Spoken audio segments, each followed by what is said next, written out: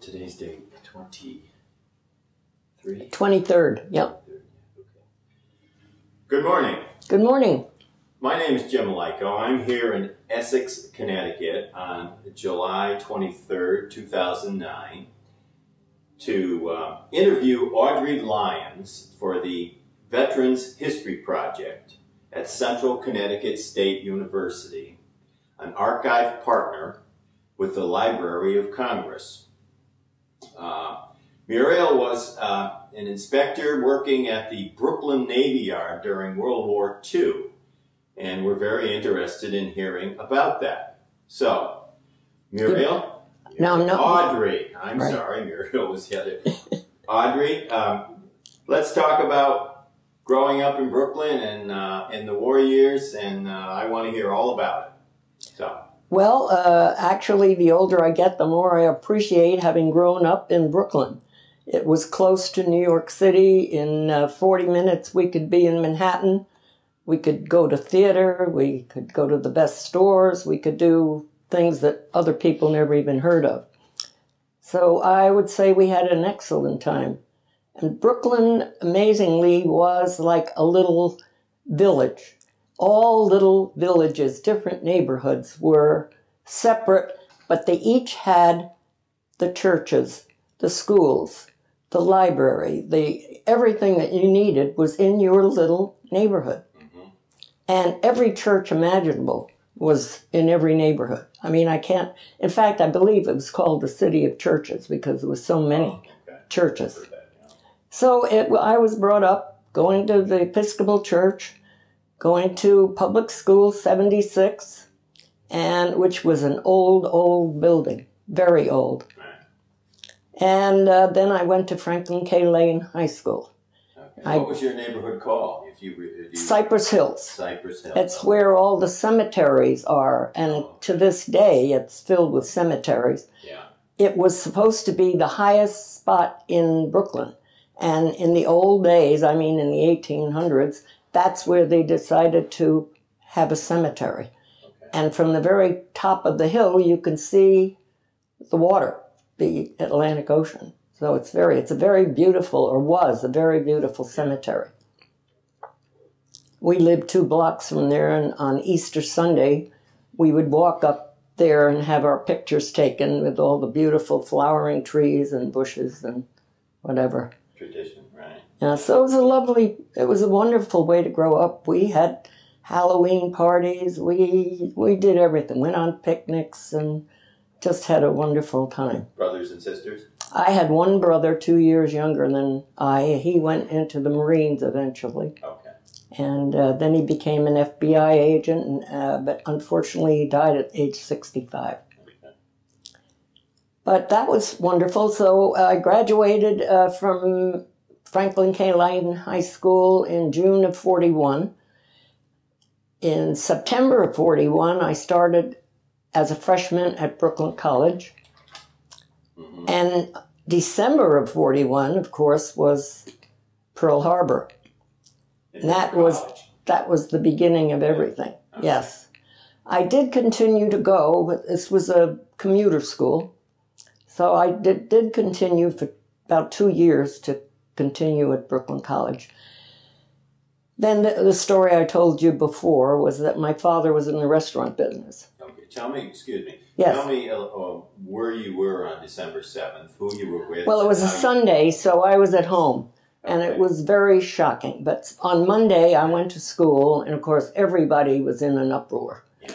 And a lot of young men had already been drafted, of course, because the draft started, I believe, in 1940. Right. Yes. So some men had been, and so many teachers had been drafted. But nevertheless, everybody knew what was ahead. And it was terribly shocking, really. And of course, then everybody was fired up. Oh, now we're going to, join in. So that was the most that I remember about it. It was shocking. But we knew all along about the war. Of course, it was in the newspapers, and we were all hoping that we would never have to enter the war. But that did change everything. Then slowly, over the next year or so, the men started to be called in. or the boys, I would say. They were all boys. And pretty soon it was nothing left but girls. Yeah. And that was our social life, all girls. The only time you had a date, there was no such thing as teenage dating because there were nobody was around to date. But they would have furloughs. And once in a while, a young man would come home, and then you would have a time to go out and maybe go to a restaurant or a movie or something like that. But before that, it was a normal life. But it became just girls. Yeah. But we had a lot of fun. We made the most of it, and we did lots of fun things. So, back to your dad's business. Yes, so one day I came home from school about 5 o'clock. It was a long trip from where I lived in Cypress Hills to where Brooklyn College was, which was the Flatbush area. It was at least an hour trip, changing maybe 2 or 3 times from a subway to a trolley and then another trolley. And it was a long trip. So I got home quite late. And the front porch, my mother had a front screen porch, and it was filled to the ceiling with boxes. And I said, well, what is this? And my mother said, your father closed the business today. I said, what? I mean, I never heard a word about it before that. I was shocked. Well, needless to say, we had a lot of company the next few weeks to eat up all the food. And all my friends came. We had steaks practically every night because we had to use up this food. Nobody had freezers. It all had to be eaten. So then my father decided he would go into the insurance business. So your father was that what kind of restaurant was it? It was just a small neighborhood. Yeah. Which must have meant your family was well known. Your father was, if all the neighbors were there. Well, not the neighbors, no. Where my father had the business wasn't really close to where we lived, but he was very well known there. Yes, and I believe I told you the story about the customers coming the day after he closed and were banging on the door. They couldn't believe it was closed because he'd been there for 40 years. Wow. That's amazing. So at any rate, then my father decided he would go in the insurance business. Okay. So he went to Pratt Institute and took classes, and he did do that. But it was very slow going. It wasn't much income. So then my mother, for the first time in her life, had to go to work. And I had to go to work. So I decided that I would look around for a job, and I saw an ad for a job at the Navy Yard. And you had to go downtown Brooklyn and take a test for a mechanical aptitude, which was really kind of funny. I don't know that I had any, but I got the job. Yeah. And I started there, I believe, around 1943 or maybe late 42. Okay. Then my mother found a job in the neighborhood, which was very interesting. This was an old company that had been there from the 1800s, and they made numbering machines, just like a stamp. I don't know, I guess that's what a business used in those days. Yeah. Well, overnight, they became a war provider.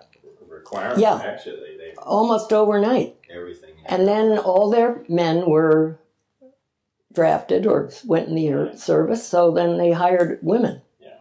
And actually, my mother did become an inspector there. And I became an inspector at the Brooklyn Navy Yard. Yeah. So that, from then on, it was just strictly go to work. I remember getting up, it was always dark. So I think our hours were from 8 to maybe 4 or something like that. So I always remember getting up and leaving in the dark. Even in summer, it seems to me it was dark, but I could be wrong about that. I do remember it being very dark. And then I would go down, walk 2 blocks, get on this elevated train, and those old-fashioned elevated, you have to go up these steps. I don't know how handicapped people did it, but they did. I mean, I guess they just didn't take it. Nevertheless, then I would take that train, and then I had to transfer to another train, another elevated line, and then I would walk maybe 5 blocks down to the Navy Yard. And when we went in, we had to go through a gate which was guarded by Marines. Looking back, I don't feel like it was very secure, not like today. Yeah. It's sort of casual. We all had name tags, but we used to bring cakes for people's birthdays, and they never looked in the box to see if, there was anything. It was pretty casual. Wow. Yeah. And the Navy Yard, I would say, was like a small city. It was a lot of brick buildings, mostly brick. They were spread out. I'm not sure if I read in that book, but I think it was like 400 acres. Do you remember that? Yeah, it was something. 400 to 600 acres, so it's quite large, Huge. right on the water. So today it's a very valuable piece of property. Yeah. So it was like a small city, as I say, although there was no place to get food, so you had to take your lunch. I don't even remember there being these little movable autos that carried food. I don't remember that. Vendors, no. So I think everybody brought their lunch. Yeah. Our department was on the second floor of one building, and I learned recently that that building has been torn down. I don't know why. So we were in a room upstairs that was very light, windows all around on 3 sides. Mm-hmm. Most of these buildings were at the most 3 stories, and most, I would say, even more, were 2-story. We were on the top floor of this building with all this light coming in, and we had desks that were high, like a library desk. And we sat there, and people outside of this office, I believe it was air conditioned. I'm quite sure it was. We always kept the doors closed. Mm-hmm. Outside of this building, or this room, was the shop where they actually made the parts. Mm-hmm. And then periodically, people would come in from the shop with a tray. They would hand it to you, and you were supposed to inspect these parts.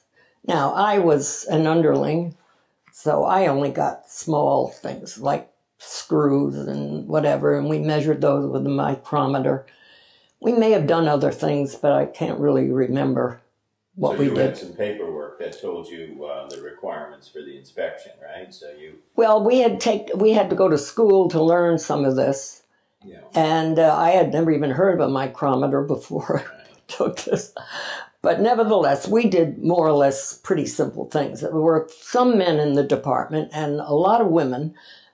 2 or 3 of the women were married, and all the time we were there, we worried about their husbands. One woman was actually almost on the verge of a nervous breakdown, I think. She was so concerned about her husband. He did come back safely, though. Then the others were all girls like myself, 18 or 19, who had been in college and gave it up either because they had to or because they wanted to be in the war effort. And we really had a wonderful time, I must say. We were almost like a second family. There were about, I'd say, 20 of us. Okay. Maybe 4 men, and all the rest were girls. How old are you now? I was probably 19 when I started. Okay. Yeah. And I have one of the pictures I brought was to show you of we'd go out after work. That was our social life. Yeah. Either all the girls, but sometimes the men came too. Sure. And we'd go out for dinner. We'd go to Coney Island. We did that once. We'd go to different places. We used to go on picnics after work. And and it was, some of the men were older men who had families, and sometimes they brought them, sometimes they didn't. Yeah. So that was our social life during that time. The main thing we were building was the USS Missouri. We were also rehabbing other ships that came in, and so that there were always ships there, several of them. But the main one that we were building at the time was the USS Missouri. And I believe I told you the other day about the christening of the USS Missouri. Attending. Yes. Yeah, it was launched in January 10th in 1944. Mm-hmm. Right. Tell me about that. That's Right. Well, all workers in the Navy Yard were given the day off. Well, not the day off, but the time off. Let's say 2 hours. And we all went down. It was in the ways, and it was huge, huge. I mean, you can't imagine. It was like a 4-story apartment building. And they had asked Margaret Truman, the president's daughter, to christen the ship. She was up on a platform way up high, and I could see her. I couldn't, see her face, but I could see her. Sure. And she tried once to hit the boat, the ship, and nothing happened. And she tried again and again, and the 4th time somebody came up and helped her, and they finally did. And then there were whistles blowing and people, hurrahing, and the ship went down. It was a thrilling sight. So really. You watched it slide down yes, the ways? It was so thrilling. I mean, I've really never seen it before or since. So big. It really was. It was really a wonderful day. And, of course, we all felt good about it because we knew that we had all worked on that ship, even though we had done in my department or in the group of girls that I knew, we didn't do all that much, but that had to be done. But those parts that you were inspecting? Oh, absolutely. Right. Of that ship? Yeah. Right. Now, they didn't inspect every single part, but they would bring like a tray of maybe 1,000 things, and you would do a certain number of them and then send those back. So that was pretty much what we did. And the other story I told you that I will repeat because it is kind of funny. One day at lunch, I had my lunch with me, and I asked somebody if I could borrow a bicycle. I guess they brought the bicycle. Maybe they came to work on a bicycle. I don't know. I don't even remember who it was. But I borrowed this bicycle, and I went out, got on the bike. I think it was a man's bike, for that matter. And I'm riding through the Navy Yard. I hadn't looked up because I was really watching where I was going, and I didn't realize there was a ship in the ways, and it was filled with sailors. But they were way, way up there. Yeah.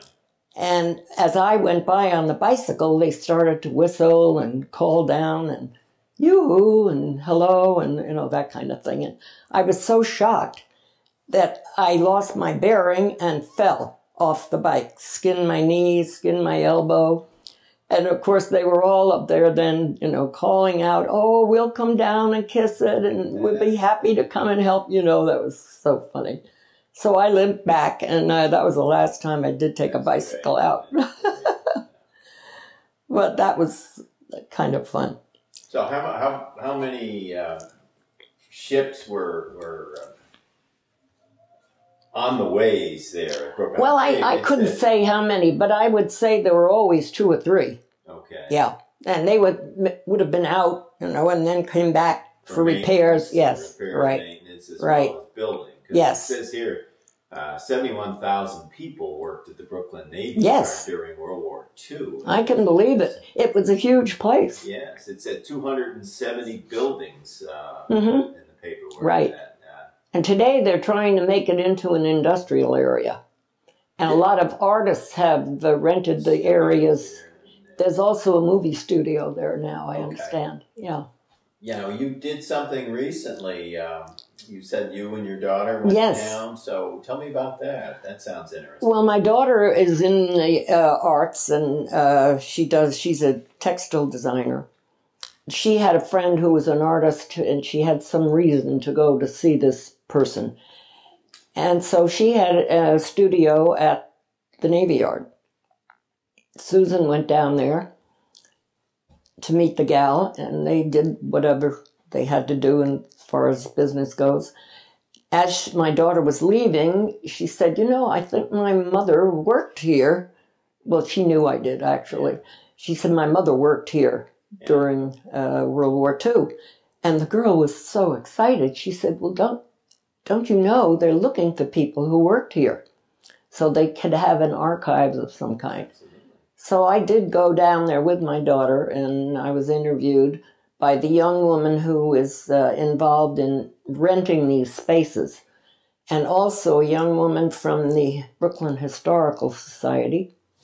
Okay. And the other one was an author who was writing a book about women in World War II. Mm-hmm. So I was there about an hour. They took me around in an auto to see if I could recognize the building, because I wasn't sure which building it was, but we finally decided that that was one that had been torn down. Okay. Yeah. But it's still... It still looked almost exactly the same, I would say. Okay. The entrance was a very pretty entrance, and that was still there. Now, is it open to the public, or is it somewhat restricted? I really don't know if they have security now. I would imagine anyone could go in. Okay. There are several entrances, and we had quite a time finding the entrance that I would recognize. We finally did. It was the main one. Yeah. But there were other entrances, and I'm sure that that's open. Yeah. Oh, yeah. I think that's wonderful that they're going to make... Well, museum, it's prime property, prime property. But the memories and what went on there during the war should be preserved in some way, shape, or form. Yes.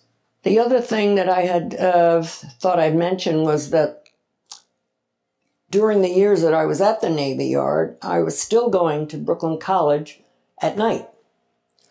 So I would go to Brooklyn College. I assume I left at 4 o'clock. Then I would get on another train or a trolley. It was probably at least 2. Yeah. But you could get anywhere in New York, except you had to make lots of changes. Yeah. Would go to Brooklyn College, and then after that, I would take the train to Manhattan, and we would volunteer at the USO at Grand Central Station. That's a long day. It was a long day. I used to come home 1 or 2 o'clock in the morning, often. Yes, I didn't do that every night, maybe twice a week. Right. So that was interesting. interesting. Like the USO, what did you do? Well, we had a counter and a lot of girls doing it, and young men would be coming through Grand Central on their way to other places or on furloughs or whatever, and they could always stop and have a cup of coffee or a muffin or something of that sort. Visit with girls, you know. Yeah, yes, right. Wonderful. So that was fun. Oh, yeah, that was one thing that we did. I did that for quite a long time. Then, of course, we had, that was the other thing with the air raid drills. We had them quite often. They were just tests. However, if I was coming home on a trolley or a bus in the dark, all of a sudden that siren went off, and we would all have to get out of the bus or the trolley and stand in a doorway in a strange place, pitch black. Every light was turned off everywhere. Yeah. And you stood there maybe 20 minutes until the all clear sound, and then you could get back on the trolley and go where you were going. Oh my God. How often did that happen? Oh, that happened quite a lot. At least once a month, I would say. Is that right? Yeah, in different places, you know, and you might not have been where it happened that time, but I remember that happening, and couple of times it happened to me in what we called then a bad neighborhood. Mm-hmm. No, but we just stood there against the side of a building. You must have had security like that or drills like that at the shipyard, too. That must have been... I don't ever remember any there, but you would think we would have. I don't remember that, however. Of course, I was there in the daytime. I see. And these were always at night. Yeah. And they were open 24 hours. So I'm sure there were. Yeah, but I was never there for that. I was on the day shift, right? Now, how about rationing? How did that affect? Well, that's why my father closed his business, because of not only were his people drafted, but also he couldn't wait on the lines to get the food. My father was crippled with polio when he was 5 years old. And his one leg... he had to wear a brace and couldn't stand very long.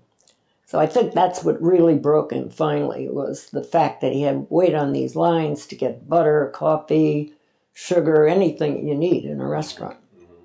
So, and I have to give him credit for having the nerve to just close up after 40 years. Yeah, 40 years is... Yeah, I know. Incredible business. That was amazing. The other thing was, we all had victory gardens, of course. You've heard about that. Everybody, even in Brooklyn, we had big backyard. Yeah. And even though, as I say, Brooklyn, people think of it as a city, but most houses had a backyard. Uh-huh. And so we grew all kinds of vegetables. My father even made soap, his own soap, because soap was hard to get. And he made soap, it was lye, I forget what else he used, but he made, in a big pot outside, he made this soap. And it was very nice soap, like ivory soap. Now, who would have inspired you to do a victory garden? Were there? Oh, everybody talked about it. Oh, yes, the radio. They talked about have a victory garden, do that. But were the things that you grew in the victory garden supplied to someone, or were they for your own? No, they were just for our own use. So yes, that just meant you didn't have to go buy something that could go someplace else. I see. No, we did give some away because half the time we couldn't use it all, but most everybody did it. They all had victory gardens.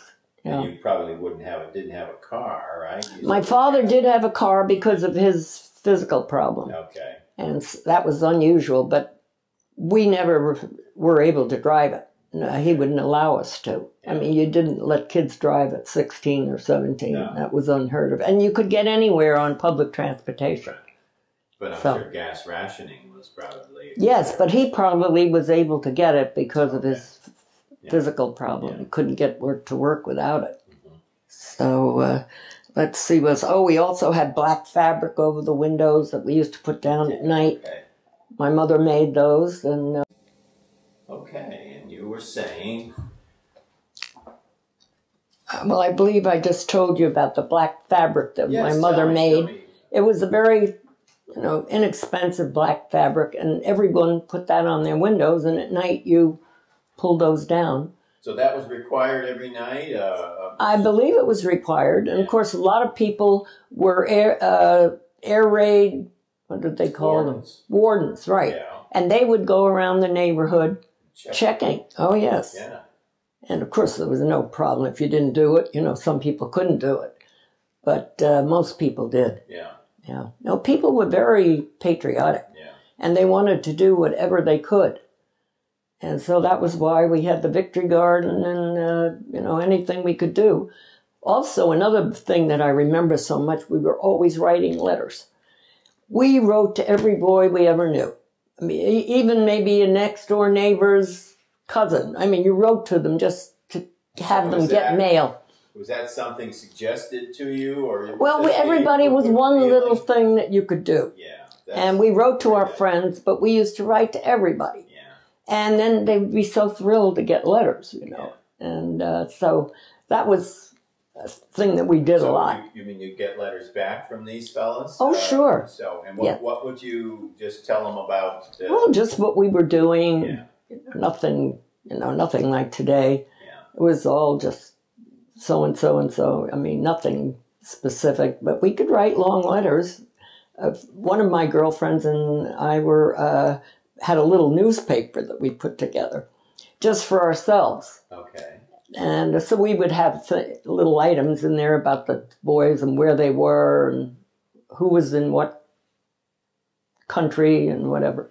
And where was, who had access to this? Well, nobody, just friends. We just did it for friends. With friends? Oh, wonderful. Yeah, that was, idea. Yeah, we did that for quite a while.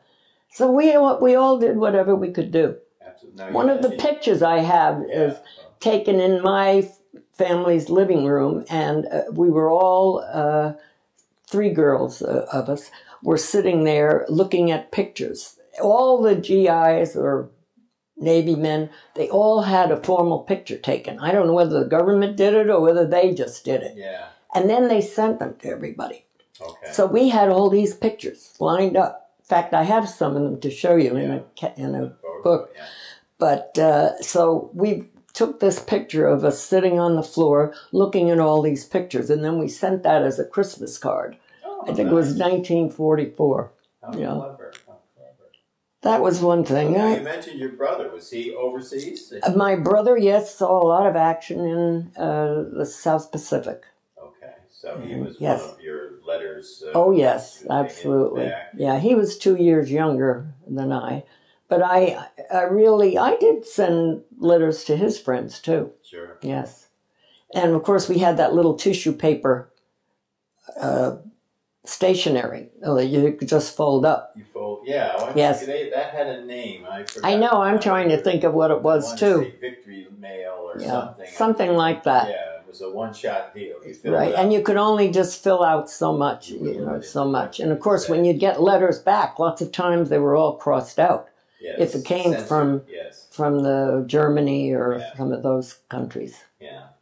But it was a whole way of life, actually. Nothing like teenagers have today. I mean, it was nothing like that. But that was all we knew.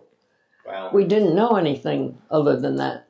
It was a patriotism. It was something that just we'll never see again. It was probably not, but you might. It might. You never. I hope we'll never have a war of that type again. How did you feel when you read the papers about? I mean, you mentioned that when we talked earlier, FDR was president for so long, the only president you knew. That's right.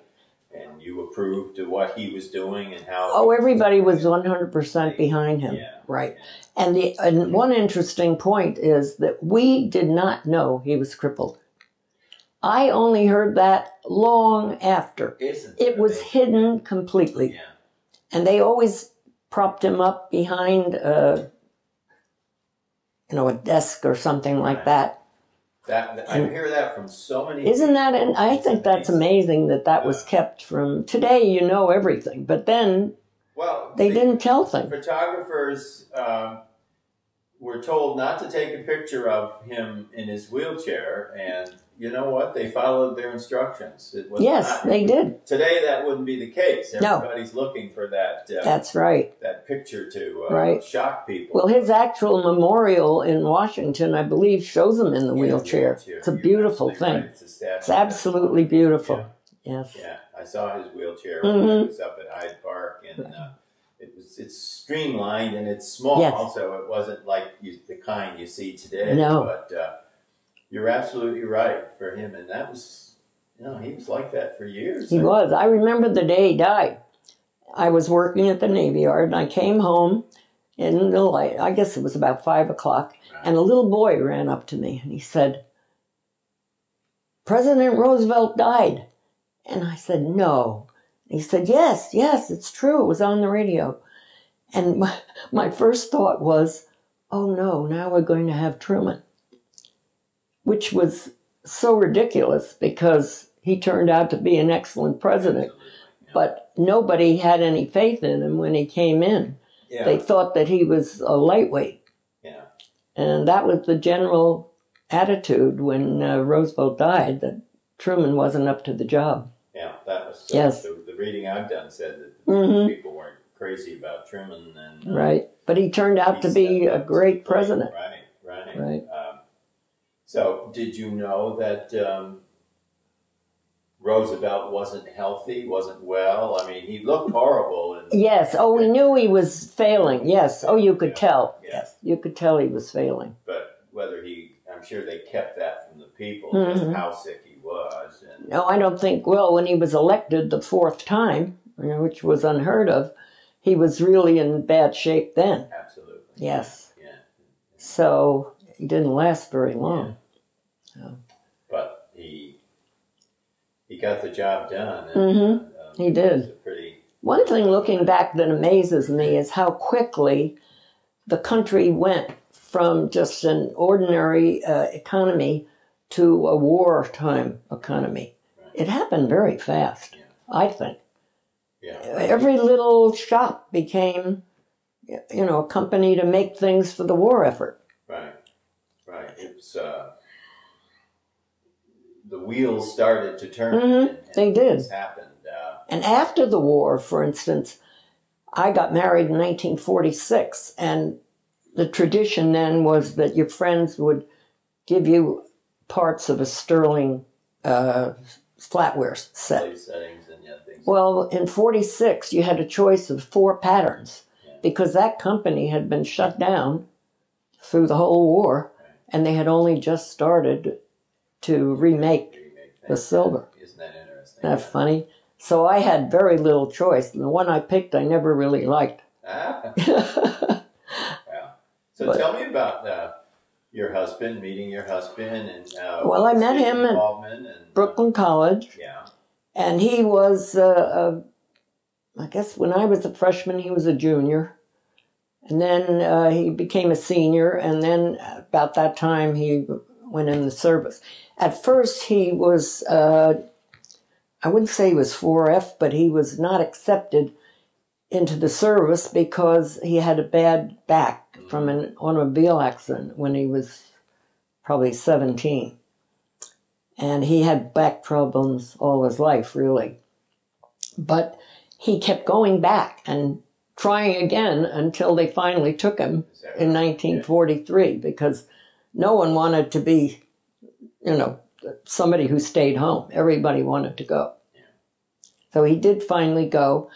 He was given limited duty because of this back problem. And he was put in the personnel department. So he was in charge of deploying people wherever they were going. And at the end of the war, toward the end, he was actually there on VE Day. He was sent to Europe. And he was in Paris on VE Day. But then, after the war ended, he was sent to Germany. And he and one officer took an open Jeep and drove all through Germany, through every little town, to find out which soldiers were there who were eligible to go right home. And so they had to go to every little village in an open Jeep. Actually, he got the Bronze Star for that trip. Yes, we never knew it until he died. And we looked at his card and it said Bronze Star. He never did get the actual medal, but he did get it for that because that was very hazardous to be going through these little villages with the Germans standing on the side looking at you, as though they'd like to shoot you. Right. Yeah. And only just two people. Yeah. I'm sure they had guns, but my husband had never shot a gun. So he was determining who had there was a you had point system, right? And who had enough points to go right home, and who had to stay a while or maybe go to Japan. Well, that was and some did, which was terrible. Yeah, I don't know a whole lot about that, but I know that there was a point system. Yes, there was. You, and I'm not That's sure right. How that worked. Well, I guess it was the amount of time you were in the service. I would think, and what kind of service. Kind of. Yes. Maybe battle right. would determine that. Right. So after he made that trip in Germany, he was given a furlough, like a 4-week furlough. Yeah. And he came home for the furlough, and while he was home, the war ended. And so he didn't have to go back. And that's why he didn't get the medal, because he never went back. So, but at any rate, then he came back and went to University of Pennsylvania on the GI Bill. And then all the men, that was the point I wanted to make, was when the servicemen came back. I hear about all of these service people who were damaged and whatever, but the men who came back from World War II never said one word about that. They just came back and they wanted to begin their lives. Because they had all gone when they were boys. Yeah. And when they came back, they were men. Mm-hmm. And they wanted to get on with their lives. Yeah. So a lot of them hadn't been married, and so they immediately got married, bought houses, had children, and, that was... Like my dad. That's right. What he did. Yeah. That's exactly right. Well, it emphasizes the importance of this Veterans History Project, is to be able to talk to those fellows that came back who didn't want to talk about it then, who are talking about it now. Yes. And then from your side, how things were being done here, and how the American people rolled up their sleeves. We did. Yes. It was, everybody really pitched in. Yeah. As well as they could. But I would have to say, compared to what happened in Europe, we were let off very easily. But did you I mean, prior to Pearl Harbor, how did you feel about the war then, as a young? Well, I think we just hoped that we wouldn't get involved. Okay. Yeah. And there were some people who felt we should not get involved, and there were other people who felt if we do, we hope we don't, but if we do, we will do it. And then there were people who were really gung-ho about going to war. Yeah. So there were... Because things were really heated up in Europe. Oh, yes, way before that. Yes, and you guys, every day you read the paper. Right. To see, it was true. Are we going to get in? And England definitely wanted us to get in. Oh, Churchill. Definitely. Definitely. To FDR every right. day. I know. And, so I guess when Pearl Harbor happened, there was that was the catalyst that started everything. Sure. Yeah. Right. But also, Roosevelt had a way of speaking that was very energizing. And he gave wonderful speeches. And now, what are these fireside chats? Were you? Oh yes, everybody listened to those. And how right. often? And of course, there was no television; it was just radio. Yeah. And you would sit, and the family would sit around. You see pictures of that in the movies sometimes, of the family sitting around the radio and listening. And he would just talk about how things were. And first it was the Depression, of course. That was terrible. Yeah. And jobs and those kinds of things. And then, of course, then the war came, and then he talked about that. And how often would he do this? Is it? I can't remember. It seemed to me that it was pretty common, but I'm not sure how often he did it.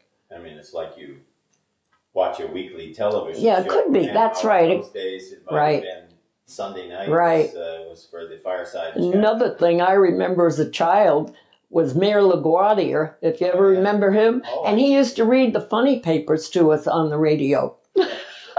And when did he do that? Tell me a little bit about that. I've heard that. That was that was long. I think that I was young, like a kid who would really read the funnies. And I guess there were people who couldn't afford to buy the newspaper. I don't know. I always read the funnies. So we're talking in the 30s now, right? I guess we are. I'm not really sure. But he would read the funnies to people on the radio, and read it to you about the Katzenjammer kids or whoever. But that was always funny. So he'd be describing, if you didn't have the funnies in front of him. He would have to tell you. Describe the picture. I guess he did. I don't remember too much about it because I always read it. But I had heard he did that. Yeah. I know. He was another very well-liked politician. Yes. Well. So as a New Yorker, that was part of your weekly... it was, yes. Life was very simple then. Really very simple. Compared to today with all the entertainment. We did go to the movies once a week. We always went to the movies once a week. And they were all, lots of war movies, of course. Oh, yeah. And lots of, love movies. Of course, none of them ever had any sex in them. So they were very simple movies. I think my mother was here while my father was overseas, and I think she would say the same thing about how she would go to the movies every week. And when I was little, in the late 40s, we would have to go to the movies on a regular basis. Yes. My father worked nights, and I remember my mother had having the requirement to go to the movies. It was very special. It was That's so true. Form of entertainment. Yeah. Well, this is a funny story, but when I was very little, maybe 6 or 7 or 8, in around that age, and my mother would take us to the movies to a matinee. Yeah. And you would go to certain ones, and they gave away dishes. I remember that. Yeah. It was so funny. You would go. Now, it cost 15 cents for a child and maybe 25 cents for an adult. Yeah. They would give you a dish, and every week you went to get another one, and finally you had a whole set. But they also gave you free ice cream. Oh. I mean, how could they do this? Yeah. No. And then they would have 2 movies, and I don't know how many, like Disney shorts, Right. And that was 15 cents. Yeah. It's amazing, isn't it? Oh, no. Oh, and I still have some of the dishes that my mother got. Is that right? Yeah. These were little sherbet cups. Yeah. They weren't dishes. They were crystal. And they are lovely. Yeah. My daughter has them now. Yeah. Collector's items. Yeah. Yeah. I remember I I was paying 20 cents to go to the movies. Do you remember that? 2 full-length features. Yes, right after that's another. right. That's right. And that was in the 40s? In the late 40s? yeah. 45, right. 47. It's amazing. There. And it was, yeah. And it was the form of entertainment. It was. Oh, absolutely. Right. Yeah. Absolutely. So when were you married now? You said you... Well, Jim was at the University of Pennsylvania, as I told you. And so we decided we would get married. And he never really finished his degree because he wanted to get going on his life. And he really was sick of, just marking time. Yeah. So we decided we'd get married. And his first job was in Ohio. So we went to Ohio, and he worked in the personnel department at a cement plant. And he had that job. That was the beginning of our moving around, because we moved 16 times. 16? Yes. Oh, my goodness, yes. And so he was there for 5 years. Yeah. And then I can't even remember the sequence, but he had a lot of different jobs. And we moved quite a lot. Okay. Yeah. And the family started when? Then my son was born in 52. Okay. And my daughter was born in 54. Okay. Yeah. And they're both active people and have families of their own now. Wonderful. So, yeah. Wonderful. So what do you think about today's...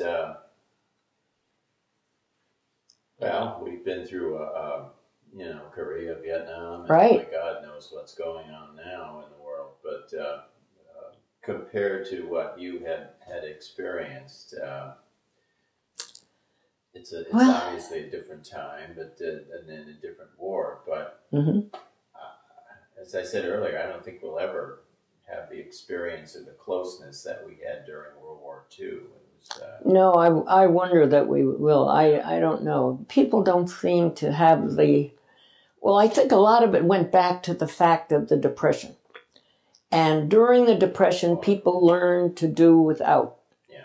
And even though my family really, my father's business was good, we weren't poor, we weren't rich, but we weren't poor. Yeah.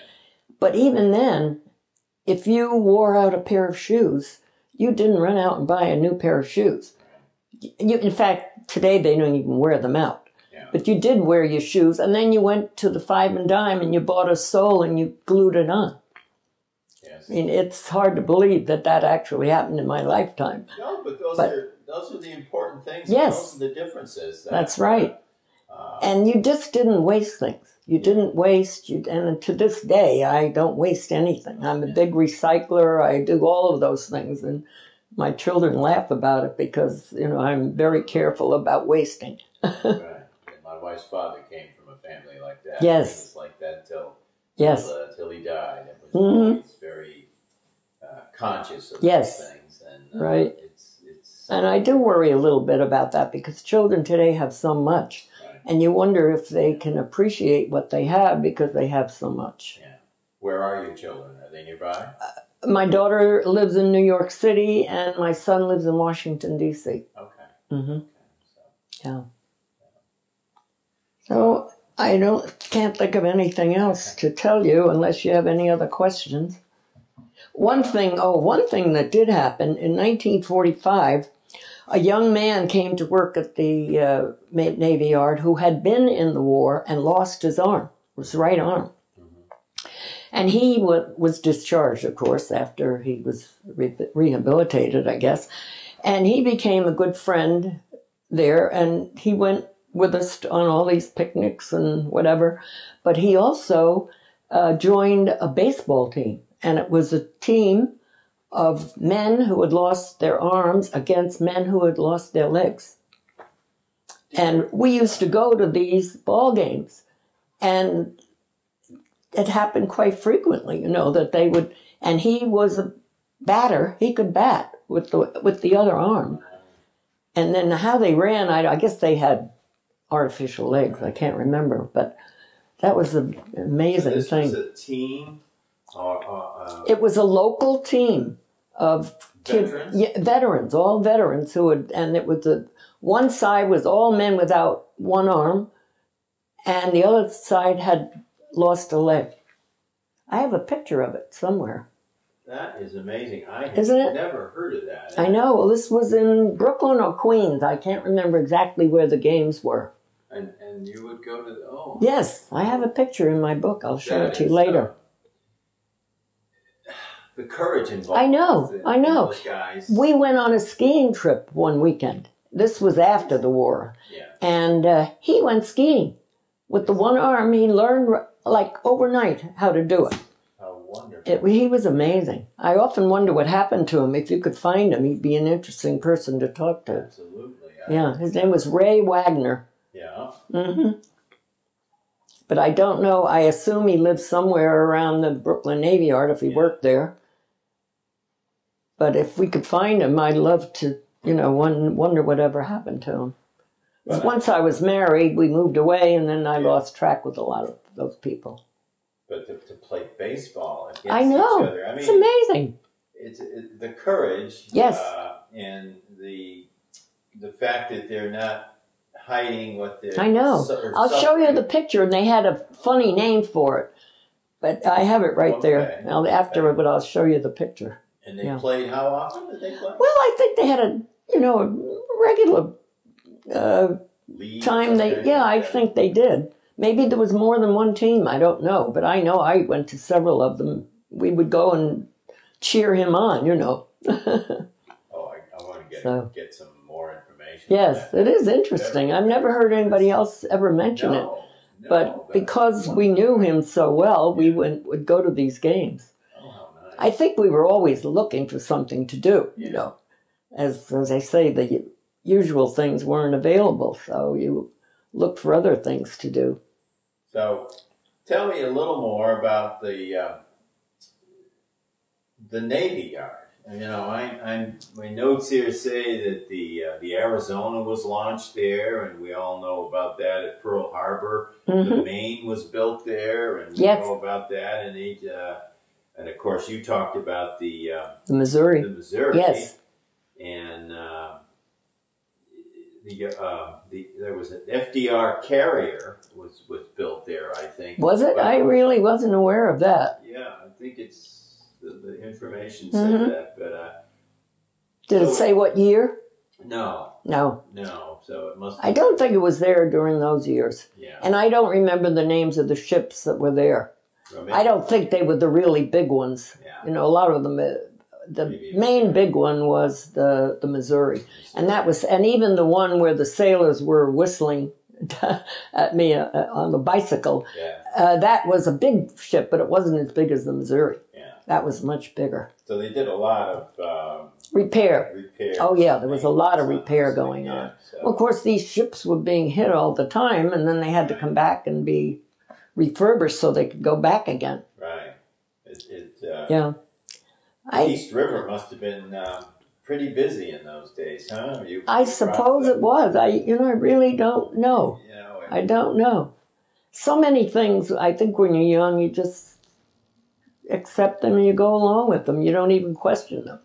Actually, it's only as I get older that I look back and think, I was so lucky to grow up in, so near New York City and have everything available to me. And, when I talk to other people who grew up in little towns in the Midwest, they never went to a show, never did any of those things, We went to the circus every year at Barnum and Bailey Circus at Madison Square Garden. And we went to hockey games. Yeah. And my brother was a hockey player, so we went to hockey games all the time. So we had, plenty to do. Yeah, my daughter lives in Brooklyn, and I think she's going to raise her family there. So I hope that... It's changed a lot because where we lived, I guess you would have called sort of the suburbs of downtown Brooklyn. Okay. Because there was a core where there were shops and big department stores, actually, like Abraham Strauss. And then as you came out from that area, there were these neighborhoods, all these neighborhoods. And my neighborhood was out only 2 blocks from the Queens border. Okay. So we were about as far as you could get out in Brooklyn. Yeah. And but we still had access And to you were what, everything. Cypress, what did you say? Cypress Hills. Cypress Hills. Right. Okay. Yeah. And that's where the big cemeteries are. There's a big veteran cemetery there. Okay. And a lot of the servicemen from World War II were buried there. And that was quite touching because it was just miles and miles and miles of these white monuments and American flags. Wow. This is, what else? What should we touch on here? You got any... I can't think of anything else. I did do that. The wounded veterans. One thing I didn't mention before was that Brooklyn College, and this would have been 1942 to 43, we had ROTC there, and they would be marching, through the campus, and that was quite active. And then, later in the war, we had Italian prisoners. Well, I understand that, yeah. Now, I don't know what they were doing at Brooklyn College, but they were there, and actually a girl that I knew married one of them. Yeah. Now, they were free to, they marched around. I guess they had somebody with them, but they were pretty free. At Brooklyn College. Yes, they could talk to the girls, it was amazing.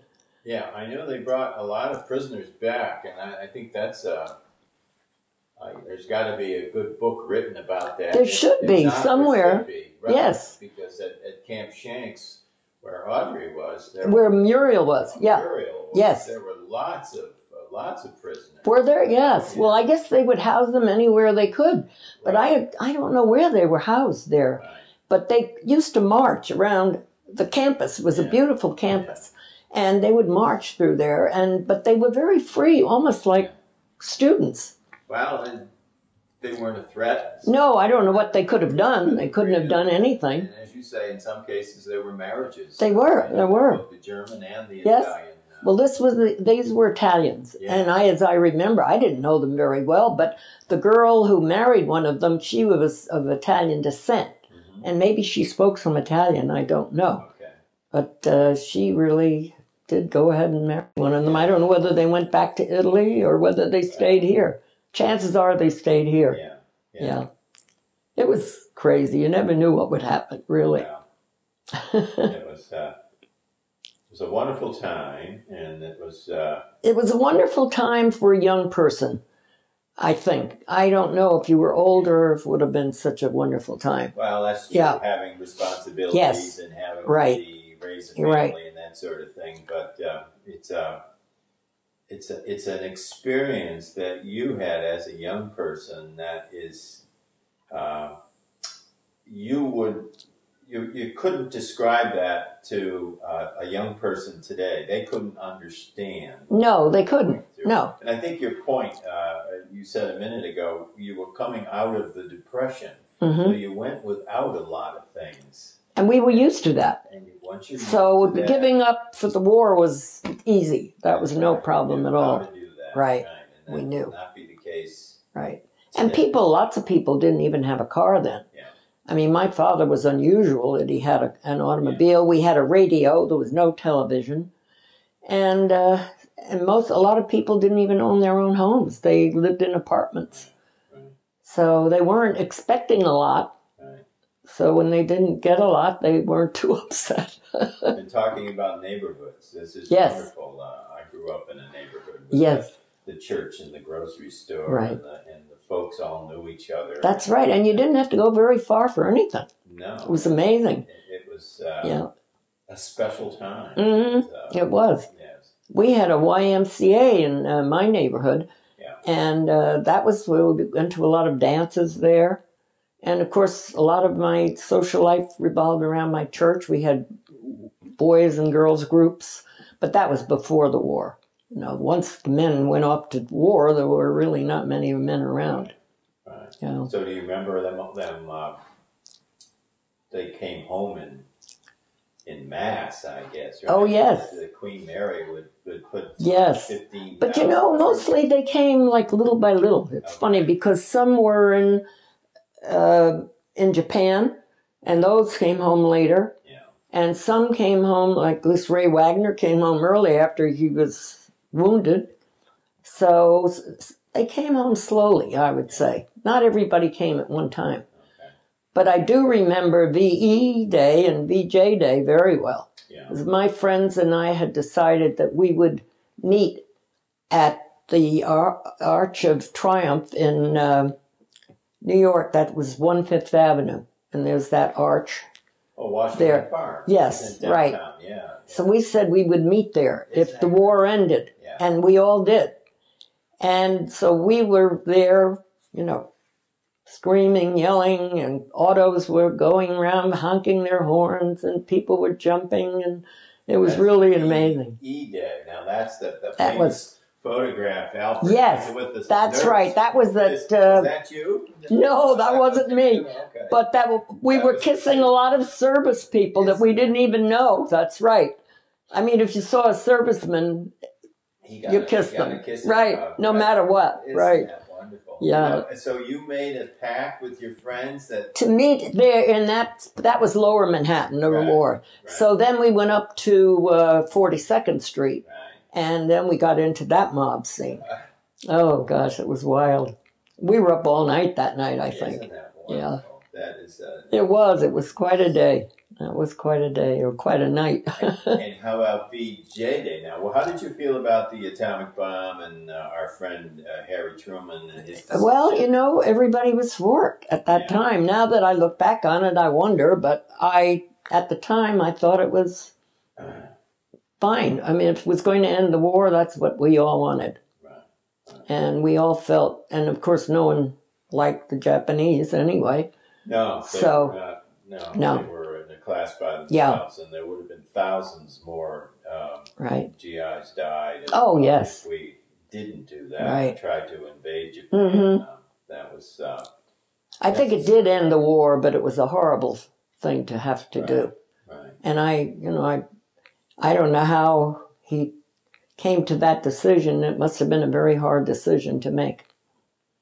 Well, yeah, it's. I understand that FDR didn't even share the atomic bomb, the development of the atomic bomb with him when he was vice president. Oh, really? We were talking. I didn't know that. Yes. How he was low man on the totem pole and people, but he learned about it pretty quick when in April when FDR died, and then then he would have to. Sure. By August, they made the decision to. Really. And I agree with you. It was necessary. It wasn't pleasant. No, it was terrible. It was, the alternative was. It certainly ended the war quickly. Absolutely, absolutely, and thank goodness we were the only ones that right. had it. That would have been right. a different story if Hitler had that kind of a weapon. So true. Well, so that there would be you horrible. are, hugging sailors at Washington School. Yeah. That's wonderful. Yeah. Well, Audrey, this is it's been a wonderful talk. Good. I've enjoyed it. To hear about the Brooklyn Navy Yard and hear these little facts that you've given me to do some more homework on other things. I thank you so much. Well, you're very welcome. I've enjoyed it. Looking back, I never ever thought anybody would ever be interested in my job at the Navy Yard. No, it was. Everybody had jobs during the war. They did. That's right. It's nice to know what was going on in the United States. It's interesting, too, that my mother, who was then probably 45 or 48 or something around that age, hadn't worked. And she got a job, and she did very well. My mother actually did have good mechanical aptitude. Okay. Since my father was crippled, she did everything. She put up the storm windows, took down the storm windows. She did everything. And what did your father do after the war? Well, then he went into the insurance business. Okay. Yeah, okay. So and he did that, and then he did... He didn't want to get back into the restaurant business? No, not at all. Right. And how about your brother? What did he do? Well, my brother went into the FBI. Oh, you said that. Yes, and he did that until he was retired, and then he got this strange illness and died. Okay. Yeah. Okay. he served his time, and well. So most of the men that came back, I really only knew 2 boys who were killed of all my acquaintances. And most of them came back and just got back into whatever they were doing before, or they went back to school. You know, they just went right back into life. And a lot of them got married, or some were married, but I would say most were not married. Yeah. And it was wonderful that the GI Bill was available. Oh, that was a wonderful thing. That was wonderful. It really was. Had some opportunities. That's right. And I was trying to think the other day, I think they gave us a stipend of maybe $100 a month or something like that. And we were married right at that time. Jim was already at the University of Pennsylvania. And he had gotten a room with a wonderful woman who was a single woman and had been renting rooms to service people all through the war. Husbands and wives that were married. Yeah. And they would come, and she gave them the master bedroom, and she slept in some other room, and she gave them the full run of the house. She was a wonderful woman. So Jim had a little room there while he was going to school, and when we got married, we moved in there, and we got the master bedroom. And where are you now? You're in? In outside of Philadelphia, Pennsylvania. Yeah. It was, what was the name of the town? I'll think of it. Okay. But at any rate, it was just outside of Philly. Yeah. So Jim went to school, and I got a job, my first job outside of the Navy Yard. And it was just a little nothing job. But I went to work every day, and he stayed in bed till a class, and then he went to class, you know. Yeah. So we did that for a little over a year. Yeah. And then we moved to Ohio and to that first job of his. Okay. Yeah. So you said you changed, you moved along in 16 different... 16 times I've moved. Lots of times it was, we just decided to. I've moved 4 times in this town alone. You said that. Yes. Here you are. I think because we moved so much, it got to be, you know, boring if you didn't move. You so, yeah, right. Roots down, yeah. We did move a lot. And I've enjoyed it, actually. We moved sort of along with the children's schooling. Okay. And we moved out to Illinois when they were in the 5th and 7th grade. And then we came back when my son was in college and my daughter was just graduating from high school. So we were there about 10 years. Then we came back east in 73, I believe. Okay. And we moved to Essex in 76. So. And you moved 3 times here within Essex. Yeah, 4 times. 4 times. I still think I may move again, but who knows? Great spot. Well, it is a wonderful spot. Then, Audrey Lyons, I want to thank you. The Veterans History Project thanks you. Central Connecticut State University thanks you for this time that you've given us, this your experiences, the Brooklyn Navy Yard, World War II, and visiting you here in Essex has been a pleasure for me, and I'm sure everyone who watches this interview will enjoy it. Thank you so much from the Veterans History Project. Thank you very much. I've enjoyed it. Okay, thank you. Thank you.